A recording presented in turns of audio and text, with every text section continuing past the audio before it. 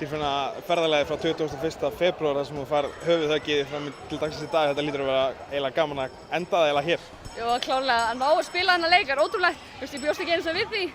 Þannig að ná að spila þennan leik og verða Íslandsmeistar á honum, það er bara fáránlega gaman. Hvað þessi ekki að vera að fá í raun og veru fréttirnar eða ákvörðun að spila þennan leik? Það var bara, Inga kom til mín í uppbytun bara, getur þú verið með? Ég bara, já. Og eftir það var ég bara, yes.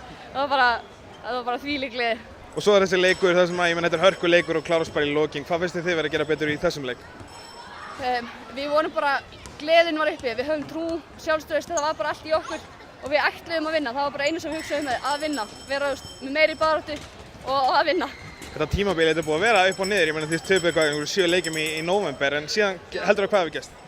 Það var bara, við þéttum bara hópinn, fórum í smá hópefli og fengum smá svona kemistri aftur og eftir það var aldrei snúið aftur. Og Íslandsmeistaratitilinn í dag, er þetta ekki geggjuð tilfinning? Jú, bara ólýsanlegt. Og hvað heldur við getum sjáum hérna áfram? Þeir eru allar frekar ungar, heldur við getum ekki búið til dynasty hér? Jú, ég vona það allavega. Glæsilegt.